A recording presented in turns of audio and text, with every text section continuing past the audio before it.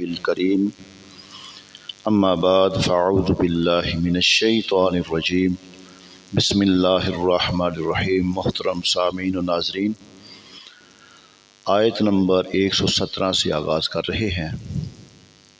اللہ سبحانہ و تعالی نے ارشاد فرمایا، ان ربک، بے شک تیرا رب، ہوا عالم، خوب جانتا ہے، من یضل عن سبیلہ، کہ کون اس کی راہ سے بھٹکا ہوا ہے، وہو عالم، اور وہ خوب جانتا ہے، بالمہتدین، ہدایت والوں کو۔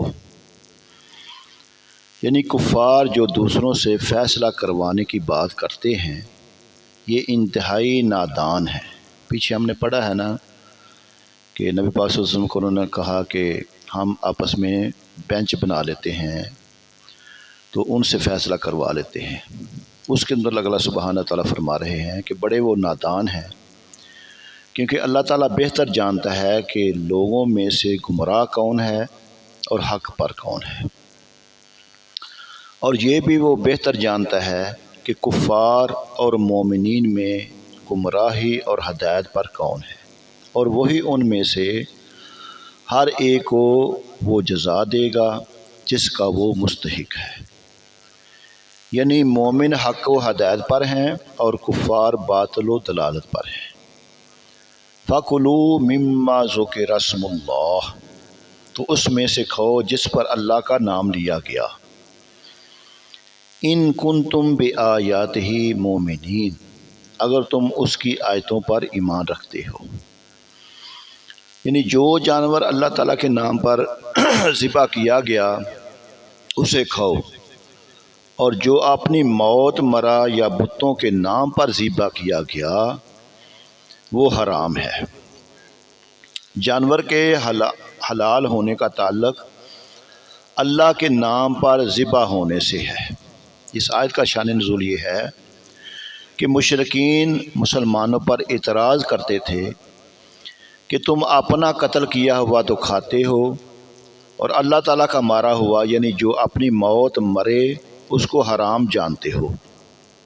اس کے جواب میں یہ آیت اتری جس میں فرمایا گیا کہ جو اللہ تعالیٰ کے نام پر ذبح کیا گیا وہ حلال ہے، اور جو اس کے نام پر ذبح نہ ہو وہ حرام ہے۔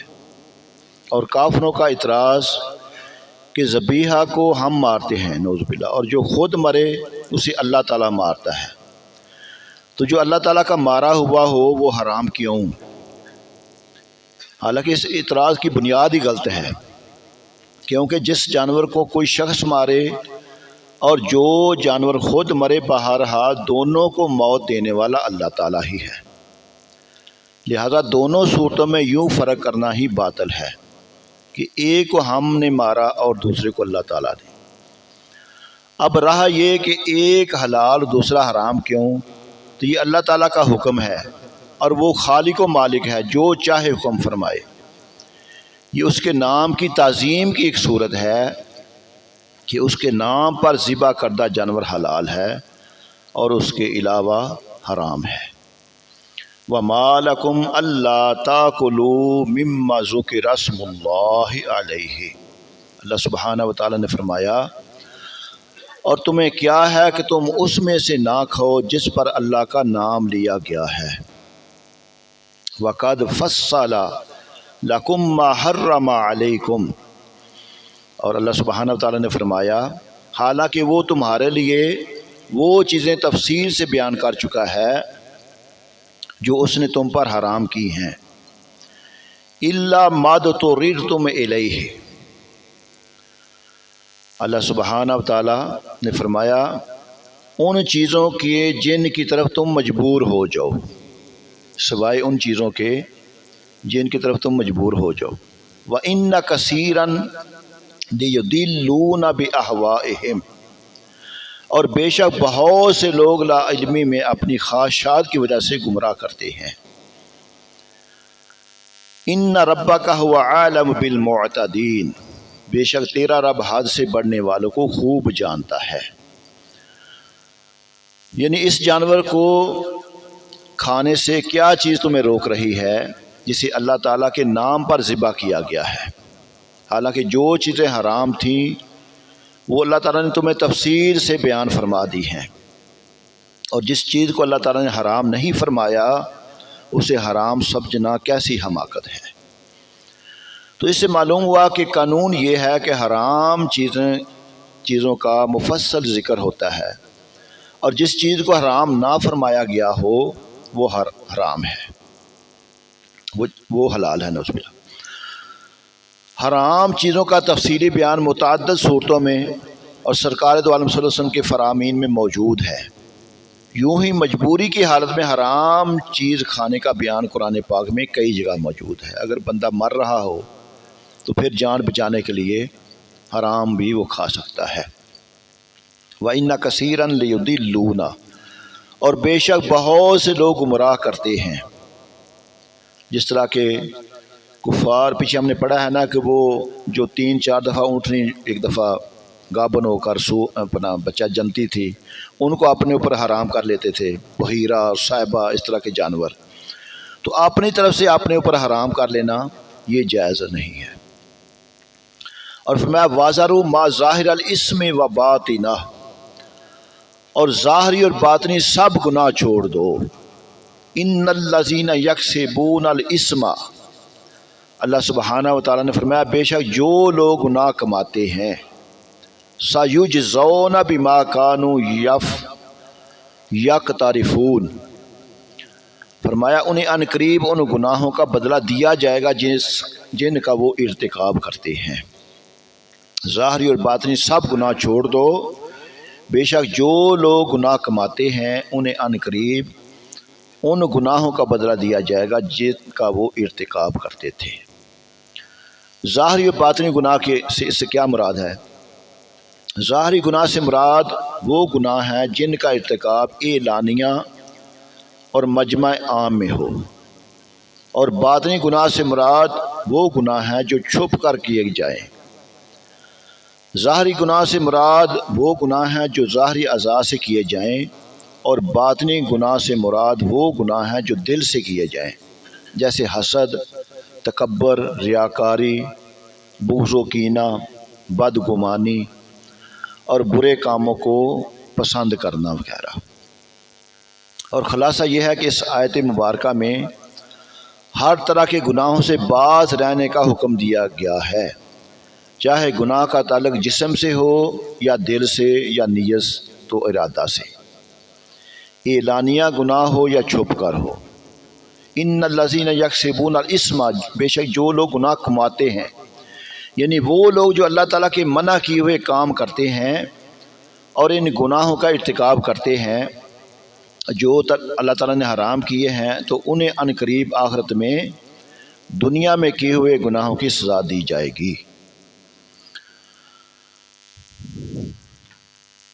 فرمایا وَلَا تَأْكُلُوا مِمَّا لَمْ يُذْكَرِ اسْمُ اللَّهِ عَلَيْهِ، اور جس پر اللہ کا نام نہ لیا گیا ہو اسے نہ کھاؤ۔ وَإِنَّهُ لَفِسْقٌ، بے شک یہ نافرمانی ہے۔ وَإِنَّ الشَّيَاطِينَ لَيُوحُونَ إِلَىٰ أَوْلِيَائِهِمْ، اور فرمایا بے شک شیطان اپنے دوستوں کے دلوں میں وسوسہ ڈالتے ہیں، لِيُجَادِلُوكُمْ، تاکہ وہ تم سے جھگڑیں۔ وَإِنْ أَطَعْتُمُوهُمْ إِنَّكُمْ لَمُشْرِكُونَ، اگر تم ان کا کہنا مانو گے تو اس وقت تم بھی یقیناً مشرک ہوگے۔ جس جانور پر ذبح کے وقت اللہ کا نام لیا گیا اس کا کھانا حلال ہے۔